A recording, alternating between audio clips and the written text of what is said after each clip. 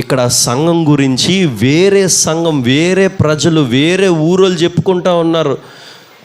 అక్కయ ప్రాంతంలో చెప్పుకుంటా ఉన్నారు, నాయన ఆ సంఘం గురించి మాట్లాడొద్దురా బాబు, ఆ సంఘంతో మేము పెట్టుకోలేము, ఆ సంఘం చేసినంత పరిచర్య కానీ, సేవ కానీ, దేవునిలో ఉండడం కానీ, దేవుని మాట కట్టుబడడం కానీ, నించోమంటే నించోవడం కానీ, కూర్చోమంటే కూర్చోవడం కానీ మేము చేయలేము నాయన అంటున్నారు.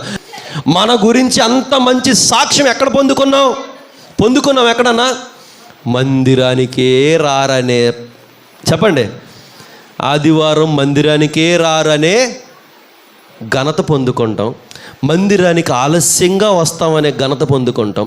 అంటే ఇప్పుడు తెస్సలోనియ సంఘం గురించి వేరే సంఘము దగ్గర దేవుని వాక్యము ఘనపరచబడుతుందంటే అర్థం ఏంటి? ఆ సంఘం ఏం చేసి ఉండాలా? మందిరం ఆదివారం అప్పుడప్పుడు మానేసి ఉండాలి, అంతే కదా? అంతేనా? చాలా లేటుగా వచ్చి ఉంటారు ఆ ప్రజలందరూ కూడా.